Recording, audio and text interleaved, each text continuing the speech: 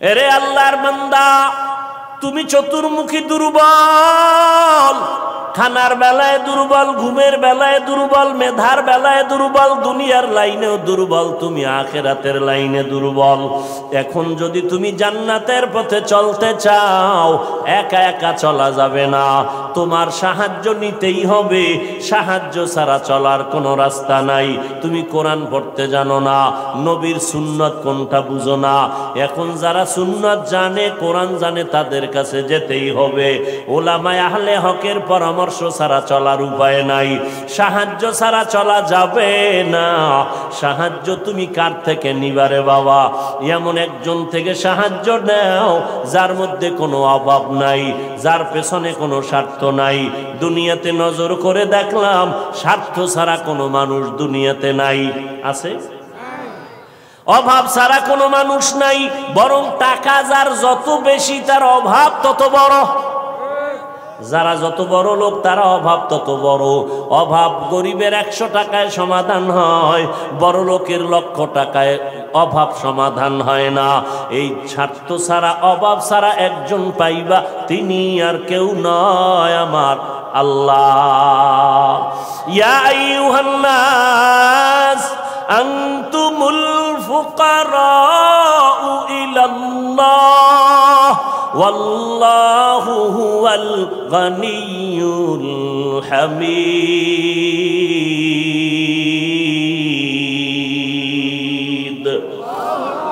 गर तवक्कुल मी कुनी हर सुबह शाम, मेरा सनद रिज़्क़ तू अज़ला मकाम। বাহাদুরি করিও না রে বাবা, অন্যের সাহায্য ছাড়া চলা যাবে না। দোয়াও কিন্তু একটা সাহায্য, দোয়াও সাহায্য। সাহায্য ছাড়া চলা যাবে না। মা বাবায় দোয়া করে, এর সাহায্যে আমরা বড় হয়েছি। মা বাবার ক্লান্ত পরিশ্রমের কারণে আমরা বড় হয়েছি, মা বাবার সহযোগিতায় বড় হয়েছি। কিন্তু স্বার্থ ছাড়া জমিনের মধ্যে কোনো মানুষ নাই, অভাব ছাড়া কেউ নাই। যার কোনো অভাব নাই তিনি হলেন আমার আল্লাহ, যার কোনো স্বার্থ নাই তিনি আমার আল্লাহ। এরে বান্দা, নিজেরে বড় মনে করলে ধ্বংস অনিবার্য। আল্লাহর এক বান্দা বড় আবেদ, আমার নবী সাহাবায়ে কেরামদের ঘটনা শুনাইতেছেন। বড় আবেদ, বনি ইসরাইলের ভেতরে নাম বড়, নাম ডাক বেশি, এত ইবাদত করতেছে। একদিন সিদ্ধান্ত নিয়ে নিল, ঘরের মধ্যে থাইকা ইবাদত একুরেট হয় না, মানুষের সাথে চলাফেরা, মন মানসিকতা নষ্ট হয়ে যায়। সিদ্ধান্ত নিয়া পাহাড়ের কিনারায় চলে গেল। পাহাড়ের উপরে উঠা ছোট্ট একটা রুম বানাইয়া ওইখানে আল্লাহর বান্দা ইবাদত করে। পাহাড়ের চূড়ায় সাধারণ মানুষ সেখানে যায় না, মন মানসিকতা নষ্ট হয় না। আল্লাহর বান্দা পাহাড়ের চূড়ায় গিয়া ইবাদত করে। ঘরের ভেতরে মা বড় একা, আম্মা জান ঘরের মধ্যে বসে মোটামুটি জীবন যাপন করে।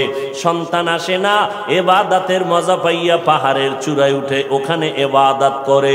একদিন মা মনে মনে ভাবলেন, আমার সন্তান আমার কাছে না আসলে তো আমি, ও থাকতে পারে, আমি মা তো থাকতে পারি না। কারণ আমি মা, সন্তানের আমি গর্ভধারণ করে কত কষ্ট করেছি।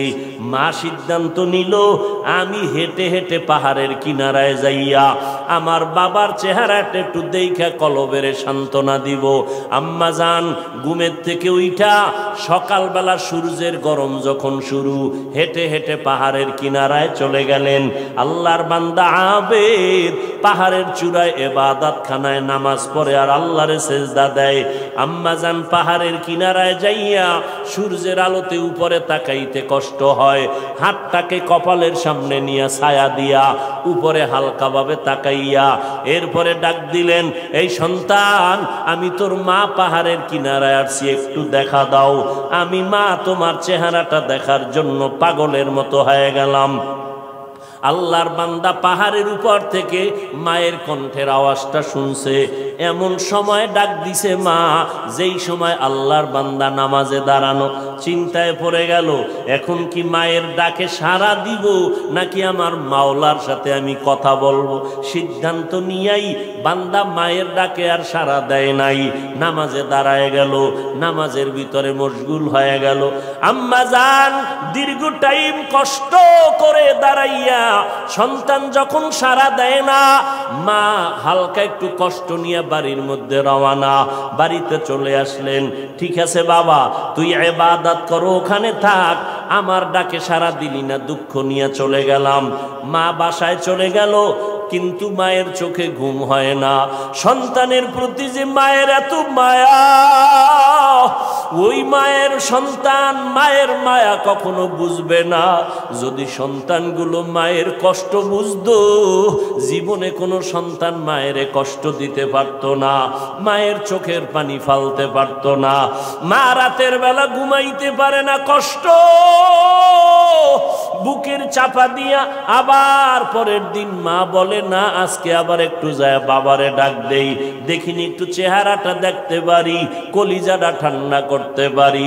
আবার আম্মা জান দ্বিতীয় দিন চলে গেলেন সূর্যের গরমে, পাহাড়ের কিনারায় যাইয়া হাতটারে কপালের কাছে নিয়ে আবার ডাক দিছে, ও সন্তান তোমার মা ডাকতেছে, আসো একটু পাহাড় থেকে আইসা মায়ের কাছে দেখা দিয়া যাও, কলিজা ঠান্ডা করো। সন্তান এখনো নামাজে দাঁড়ানো, এবারও চিন্তা করলো আমি মায়ের ডাকে সাড়া দিব নাকি আমি নামাজের মধ্যেই থাকবো। সিদ্ধান্ত আগের মতোই অটল, নামাজ আমি ছাড়বো না, মায়ের ডাকে কোনো সাড়াও দিব না। মা দ্বিতীয় দিনের মতো কষ্ট পাইয়া বিদায় নিয়ে বাসায় চলে গেলে, কিন্তু মা মনেরে বুঝাইতে পারে না সন্তানের কষ্ট কখন মন থেকে যায় না। এরে আল্লাহর বান্দা, স্বামী আর স্ত্রী এক জায়গায় ঘুমায়, হঠাৎ একদিন তাকায়া দেখে স্ত্রী বালিশে মাথা লাগাইয়া গুনগুন গুনগুন করে কান্না করে। আব্বা জান জিজ্ঞাসা করে, বিবি কাঁদো কেন? কয় তোমার ঘুম তুমি ঘুমাও, আমি মনের দুঃখে কাঁদি। বলে কি দুঃখ? তোমার জানার দরকার নাই। মা চায় বাবায় জানো, না জানে তো বাবাও দুঃখ পাবে। স্বামী বেচারা কয়, না বলো তুমি কেন কাঁদো, আমার মনে বড় কষ্ট লাগতেছে, কেন কাঁদো বলো। মা চোখের পানি ছেড়ে কয়, স্বামী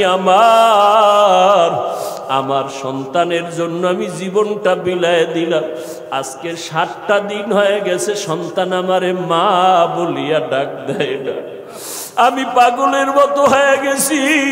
বলে কেন ডাকে না? বলে সন্তান একটা অন্যায় করতেছিল, আমি একটু ধমক দিছি, সন্তান রাগ করে আর আমার সাথে কথা বলে না।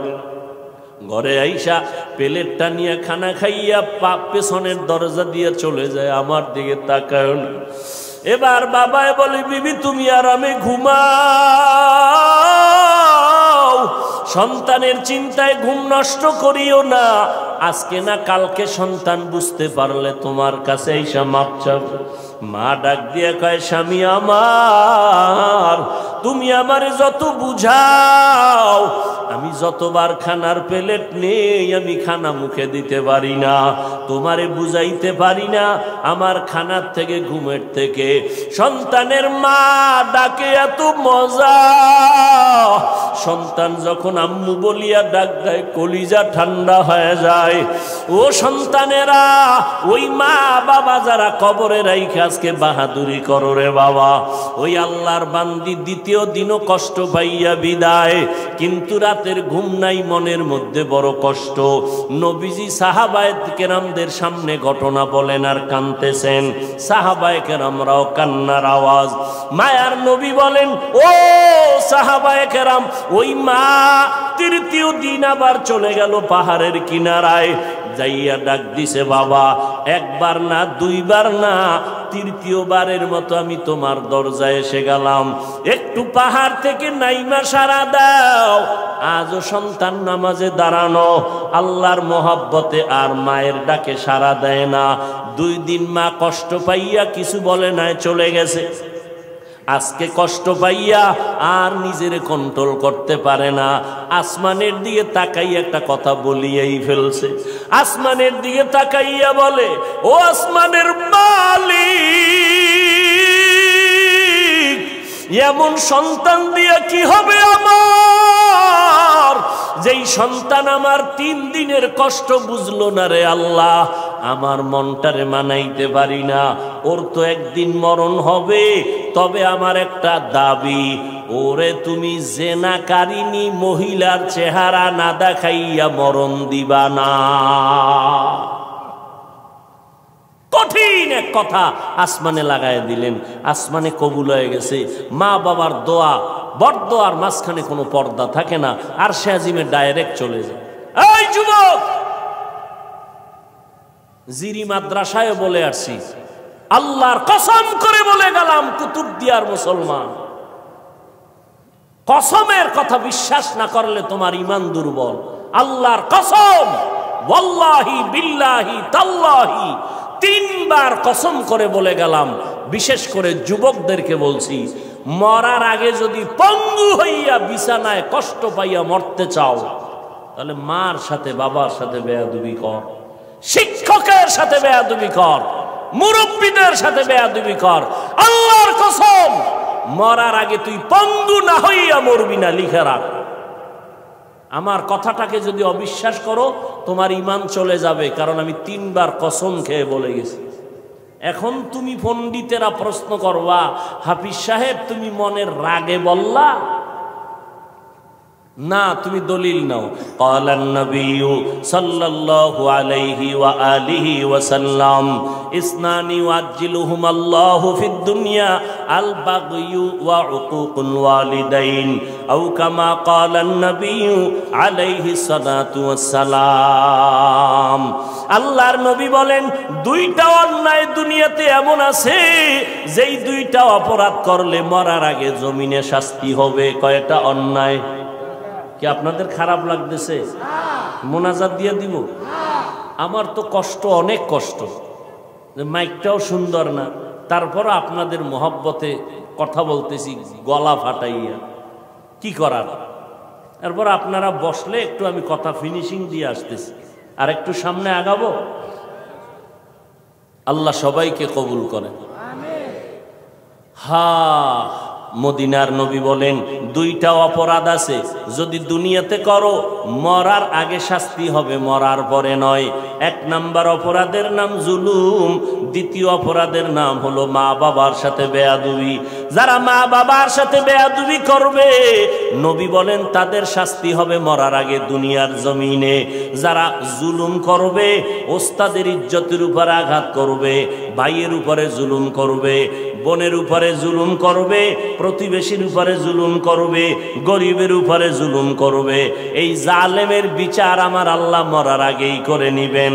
ও আল্লাহর বান্দারা, মা যখন কথাটা বলেই ফেললেন, আসমানে কবুল হয়ে গেল। কি বরদোয়া করলেন? মা গেছেন, ভুলে গেছেন? জেনাকারিনী মহিলার চেহারা না দেখাইয়া মারবা না। মা কিন্তু কঠিন কয় নাই, যদি কইতো জেনা না করাইয়া মারবা না, তো আরো কঠিন হয়ে যাইত। মা একটু পাশ কাটায় বললেন, ও জেনা টেনা করবে না, কিন্তু জেনাকারিনী মহিলার চেহারা দেখে মরবে, এটাও একটা অভিশাপ। একটু মহিলা দেখবে না, কারণ আমার বাচ্চা তো ইবাদত করে পাহাড়ের চূড়ায়, সে কোনো নারী দেখবে না, কিন্তু দেখতে গেলেও জানো নামাজি না, একটা জেনাকারিনী নারী দেখে। পুরা বনি ইসরাইলের মাঝে প্রশংসা, পাহাড়ের চূড়ায় আল্লাহর বান্দা এত পরিমাণ ইবাদত করে যে তার ইবাদত আল্লাহর প্রতি এতটা অগাধ বিশ্বাস, পৃথিবীর কেউ তাকে আল্লাহর থেকে বিন্দু পিছপা ঘটাতে পারবে না, গাফেল করতে পারবে না।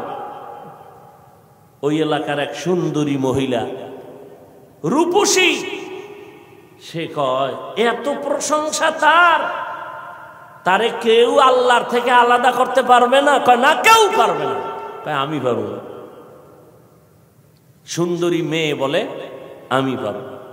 এই মেয়ে হাঁটতে হাঁটতে ওই পাহাড়ের চূড়ায় উঠছে, উঠা দেখে আল্লাহর বান্দা নামাজে দাঁড়ানো।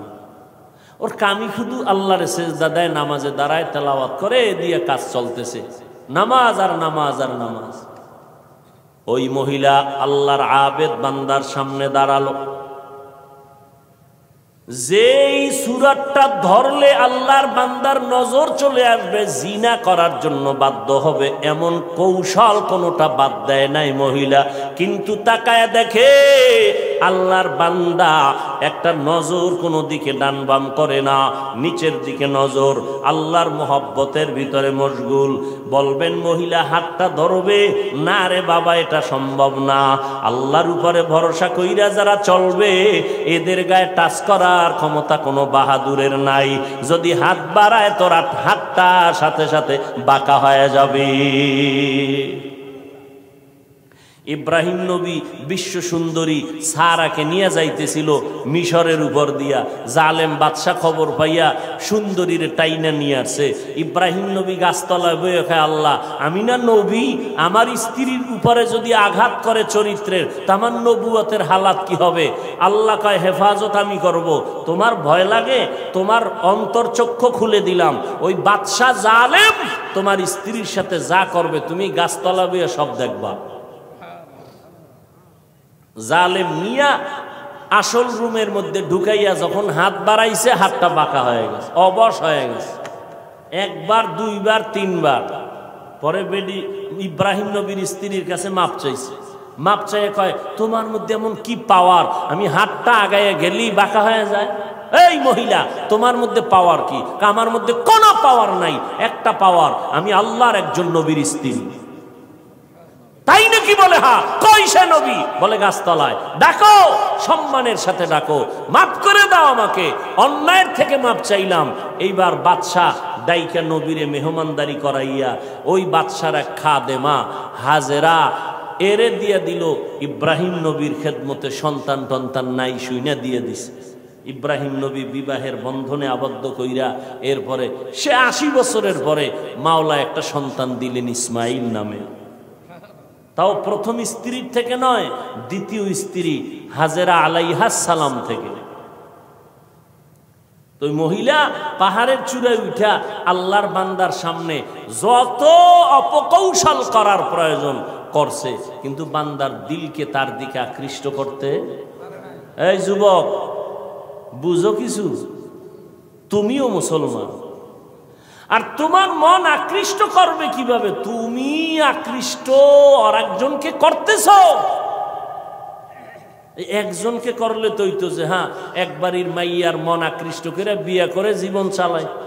তুমি করতে করতে 10টা মাইয়ার জীবনের উপরে আক্রমণ করেছ। এর ঝাল আল্লাহ দুনিয়ায় মিটাবে, মরার পরে না। জুলুম করেছ নারীর ইজ্জতের উপরে, বিচার হবে মরার আগে, রসুলের হাদিস। মহিলা এবার সার্থক না ব্যর্থ দেখছেননি আপনারা? এরকম বেউস পাহাড়ের চূড়ায় মহিলা কি সার্থক না ব্যর্থ? সার্থক। ব্যর্থ হয়ে গেল, পুরুষের সাথে দুর্বল হয়ে গেল, পারলো না জিততে। নাইমে আসে নিচে, কয় যখন সোজা ভারী নেই, এবার বাঁকা তোরে ঠিক করুন। বাঁকা কি? নিচে নাইমা চলে গেল। ওই পাহাড়ের পাশে একটা বিশাল খোলা ময়দান, ময়দানের ভিতরে একটা রাখাল বকরি চড়ায়।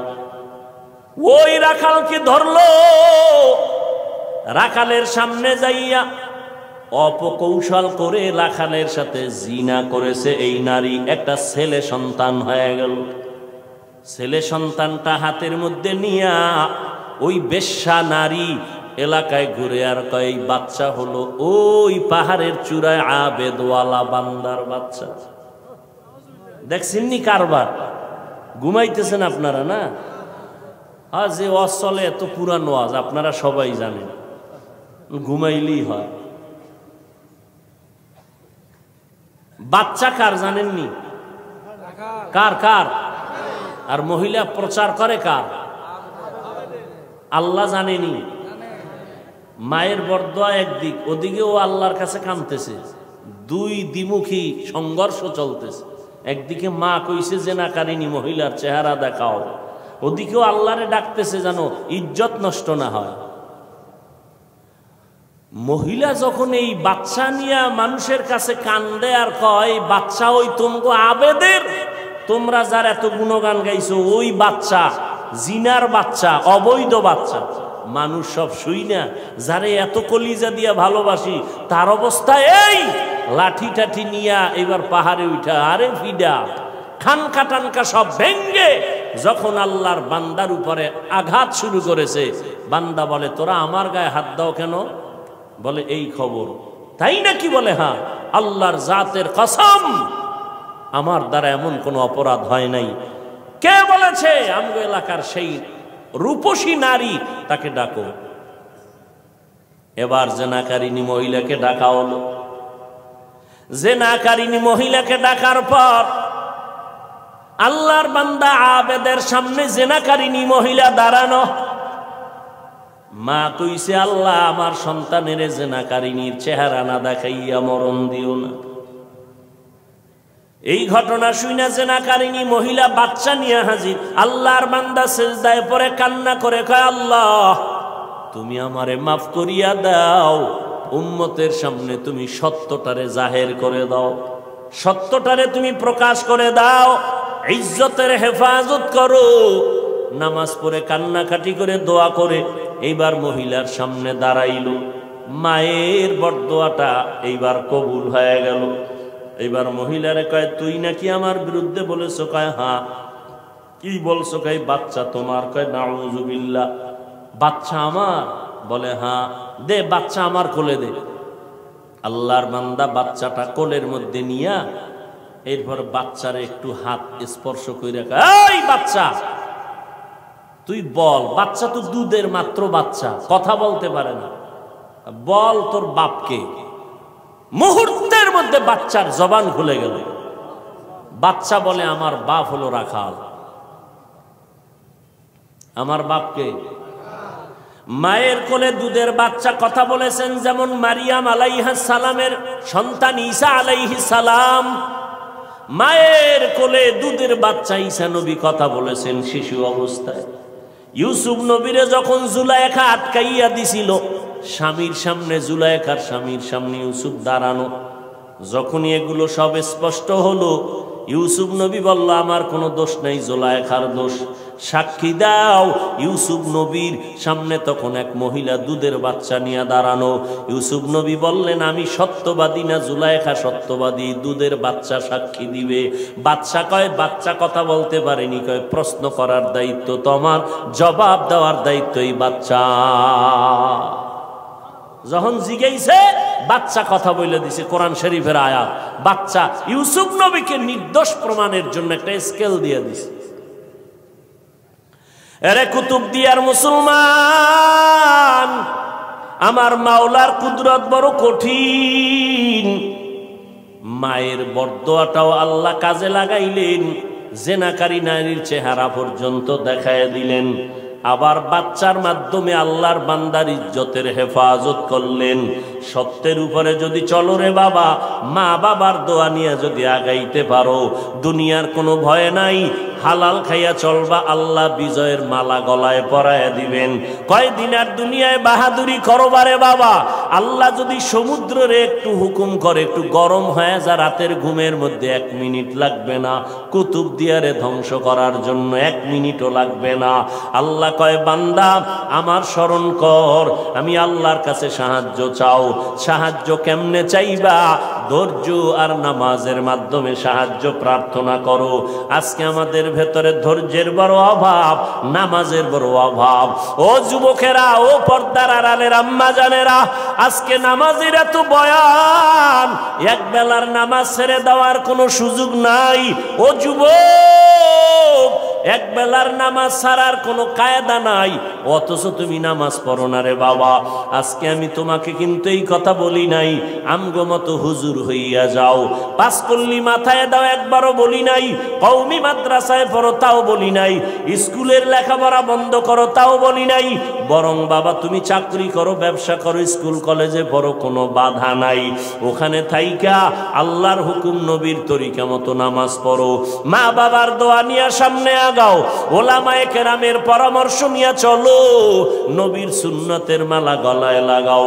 খবরদার, কপাল পোড়া যদি হইয়াই থাকো তাহলে কিন্তু তোমার কপাল দুনিয়াতেও শেষ, আখিরাতেও শেষ। কিছু কপাল পোড়া এমন আছে বুঝাইলে উল্টা আমারে বুঝানোর চেষ্টা করে। যদি কই ভাইজান টুপি কেন পরো না, ও তো বলা দরকার ভাই হুজুর টুপি মাথায় দেওয়া দরকার, নবীর সুন্নত, এটা তো কোনো পিশাবের সুন্নত না, নবীর তরিকা। হুজুর আমি পারি না, দোয়া করবেন, চেষ্টা করব। কিন্তু কিছু নেমক হারাম বেপরোয়া আল্লাহর বান্দা, এদের জবাবটা এমন অহংকারী জবাব। কয় হুজুর টুপি মাথায় না দিলে অসুবিধা কি? টুপির মধ্যেই কি ইসলাম? দাড়ির মধ্যেই কি ইসলাম? পোশাকের মধ্যেই কি ইসলাম? এই রকম বেপরোয়া আল্লাহর বান্দা নবীর দুশ্মন আছে না নাই? টুপির মধ্যে ইসলাম নাই, দাড়ির মধ্যে নাই, পোশাকে নাই, পর্দায় নাই, হালালে নাই, তো ইসলাম কই? সমুদ্রের তলদেশে? বিনয়ী হয়ে যাও রে বাবা, নিজেরে ছোট বানাইয়া চলো। কোন আলেম যদি বলে বাবা নামাজ কেন পড়ো না, তোমার জবাব থাকবে হুজুর নামাজ অবশ্যই পড়া দরকার, আমি চেষ্টা করি পারি না, একটু দোয়া কইরা দেন সামনের থেকে যেন নামাজ ধইরা ফালাইতে পারি। বিনয়ের সাথে দোয়া চাওয়ার চেষ্টা করো, অপরদিকে মা বাবার দোয়া নিয়ে আগাও। ও যুবক ভাই, আমি তোমারও সামনে উদাহরণ পেশ করি, সব জায়গায় বলি তোমার মতো যুবক পাঁচ বেলার নামাজ পড়ে, এই জমিনের মধ্যে স্কুল কলেজে পড়িয়াও নামাজ পড়ে আছে না নাই? ভাইরা আমার, পাঁচ বেলার নামাজ পড়ে অভাব নাই। তোমার আমার মতো যুবক সন্তান নবীর তরিকা মতো চলে, চাকরি করে, ব্যবসা করে, অভাব নাই। আল্লাহর মোহাব্বত নিয়া আল্লাহর কাছে তওবা করো, তওবার দরজা খোলা। মনে মনে বলো হে আল্লাহ আর নামাজ ছাড়বো না, বেপরদায় চলবো না, মা বাবাকে কষ্ট দিব না, ওলামায়ে কেরামের পরামর্শ নিয়ে চলবো, নবীর তরিকায় চলবো, ওলামায়ে কেরামের পরামর্শ নিয়ে চলবো, নবীর সুন্নাত মেনে চলবো। আল্লাহর কাছে যদি তওবা করার নিয়ত হয়, খাঁটি তওবা করার নিয়ত যাদের আছে, দুটো হাত আমার আল্লাহকে দেখায়া দাও। আয় আল্লাহ আমাদের হাতগুলো কবুল করে নেন, তওবা কবুল করে নেন, তওবার উপরে মজবুত হইয়া চলার মতো তৌফিক দান করেন, আমিন। আলহামদুলিল্লাহি রাব্বিল আলামিন, ওয়াসসালাতু ওয়াসসালামু আলা সাইয়্যিদিল আমবিয়াই ওয়াল মুরসালিন ওয়া আলা আলিহি ওয়া আসহাবিহি আজমাইন। ইয়া আরহামার রাহিমিন, ইয়া আরহামার রাহিমিন, ইয়া আরহামার রাহিমিন। রব্বিরহামহুমা কামা